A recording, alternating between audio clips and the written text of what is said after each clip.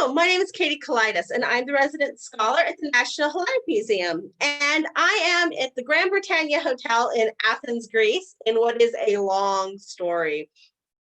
I'm telling you I'm here because I hope you can't hear the protest going on in Sigmata Square right now. Sigmata Square, there's some sort of, I think, pro-Armenian demonstration happening. So we're going to talk about beer, though, not politics. Which I think is a bit of a relief. So today's topic is Greek beer. And I know you're saying to yourself, what, Greek beer that exists? Well, yes, it does, my dears. Probably the reason you're saying that to yourself is because Greece is a winemaking culture. Frequently, when people talk about food history, they talk about the difference between winemaking cultures and beer making cultures. And in Europe, there's a really clear dividing line. That runs through southern Germany, runs through sort of where like Germany and Switzerland are divided, so runs through the middle of Europe between wine and beer making cultures. And this has historical etiology. Historically, winemaking cultures actually went much further north. In the early Middle Ages, something called the Little Ice Age happened and rendered grape cultivation impossible in large parts of Europe.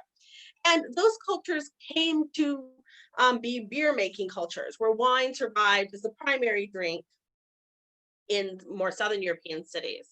Before that time, wine had been associated with sort of the civilizing influences of Greek and Roman culture, where beer and malt brewed liquors had been more associated with Germanic, barbarian cultures. Some of this still exists today.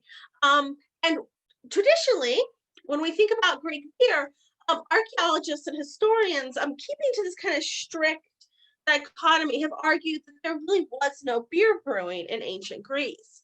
But new archaeological evidence is throwing that theory into disarray. We found the stuff to make beer in Bronze Age Greek archaeology. That being said, there really wasn't any significant brewing of beer in ancient or medieval Greece, or even early modern Ottoman Greece. Beer making came to Greece with a Bavarian king, King Otto. And Greece imported a king from Bavaria. And of course, the Bavarians are big beer drinkers. Brewing came to Greece. It was actually a fellow Bavarian, Charles Johann Foch, who founded Greece's first brewery, Fix, which is still around today, in 1864. By the way, today, Greece is in a little bit of a craft brewing boom. Like hipsters all over the world, Greeks are finding their microbrews. And we're going to talk a little bit about that today. So today, we're going to try 4 beers. And I'll warn you, I'm not much of a beer drinker. It's a little humorous I'm doing this. But we're going to try each of the 4 beers. At the end, we're going to find the one that I'm going to drink tonight. So I'm going to describe each of them to you. You might make different choices. I'm a little bit of a fruity beer drinker, just as a warning. Okay, let us begin. So our first beer is from Serki. I keep wanting to call it Kyriaki. It's from Serki. Okay, so this was a brewery founded in the Piraeus, the ancient port city of Athens, in 2015. It's still a very small microbrewing company. I have bought their pale ale to try. Pale ale is an amber malt. That's a term. Amber malt is a term that's pretty big in the microbrewing world. This is a 5.5% alcohol content. It's supposed to have citrus and nut overtones. Of course, Circe is the name of the enchantress from Greek mythology. So this should be enchanting. Let's try it.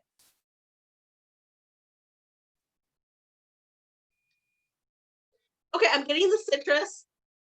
I'm getting a little bit of the nuts. This is not so bad. This is actually quite good. Okay. So this is the ΚΙΡΚΗ Brewing Company also does an IAP and an amber ale. And you can buy this locally in Athens, and they also export. So if you want to get it, you can. Okay, and by the way, the bottle says that there were 414 failures before they got the perfect recipe. Tells you a little bit about beer making. Okay, the next beer we're going to try is from what's possibly internationally Greece's most successful microbrewery, sort of modern microbrewery, which is Septem. Septem is from Latin. One of the things you'll notice as we go through these is words from the ancient Greco-Roman world, especially the ancient Greek world, get pulled in Greek microbrewing culture, which is super interesting because beer in Greece is really a modern phenomenon. So septem is the Latin number for 7. It's also the number of life, right? So in a lot of mythological traditions, 7 is the number of life. Septem is on the island of Evia, and it was founded by an economist and a chemist in 2009. Super hipster. And it is really one of Greece's leading microbrews. So this is their golden ale. And it's supposed to have a touch of honey in it too. So let's see how this is.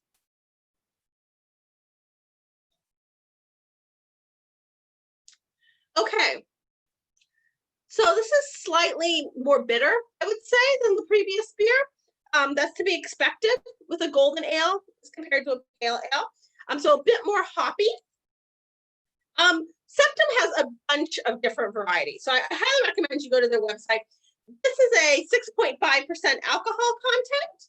And Septem really is sold all over the world. You can get Septem wherever you get sort of craft and micro beers. You can go ahead and check that out. Okay, so our next beer is a wheat beer, which means there's more wheat than hops in the beer. This is ZEOS. This is a smaller commercial brewery. So it started as a microbrewery in 1998 in Argos in the Peloponnese, but it's become very successful and it's now more of a commercial brewery. It takes its name from zeos, which is the ancient Greek word for a brewed malt liquor. Again, very interesting connection to the ancient world. I'm gonna guess based on my beer drinking likes. This is a black Weisse beer, a wheat beer.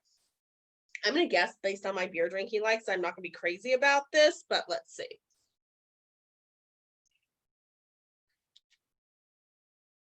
Okay, so this is the first time in a beer where they told me I could taste chocolate, but I've actually tasted chocolate.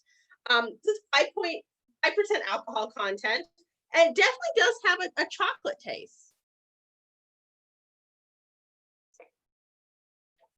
Yeah, it does. So this is not terrible. I'm usually not a sort of dark beer person who likes dark beer, but this is good. So okay, we have a bunch of different ZEOS has a bunch of different beers, and they also ship internationally. Okay, our final beer is the beer I think I'm gonna like honestly, because it's not really a beer, it's a cider. It's an apple cider, a hard apple cider. It's got a great name too. It's called ΜΗΛΟ ΚΛΕΘΤΗΣ, the apple thief. And it's a part of the Athens Brewing Company. The Athens Brewing Company is definitely not a microbrewery. The Athens Brewing Company is a huge brand conglomerate that was founded in 1963. And it was the brewing company that introduced Amstel, for example, and Heineken to the Greek market. So it was originally about bringing foreign beers into Greece. But now it's become the sort of distributor of a lot of local brands like this. And this is really Greece's first sort of homegrown hard cider. So I'm really excited about this because if I drink malted non-wine alcohol, it tends to be hard ciders. So, and as expected, this is the cherry flavor because that's what they had at the store I went to. This is delicious, and it's what I'm going to drink. This is very fruity. It's a hard cider, not exactly a beer, but it is delicious, and it is locally produced, despite the fact that it is distributed by a fairly large local conglomerate. This too ships around the world, and it is our final beer, and it's the beer I'm going to have with my hotel dinner tonight. So I hope you enjoyed our little stint with Greek beer. Greek microbrewing is really coming up in the world. And pre-COVID, there were a bunch of little microbreweries popping up all over Athens and the islands. And hopefully, fingers and toes crossed, they can survive this. And when you come back to Greece next time, I hope that you, after you've enjoyed all the wonderful Greek wine there is, which is clearly what Greece's wheelhouse is, I hope you come and enjoy Greece's microbrewing boom, because some really interesting things are happening with beer. They're even making beer that me, a not so beer drinker, is really coming to love. So thank you. And until next time, I'm Katie Kalaitis with the National Hellenic Museum.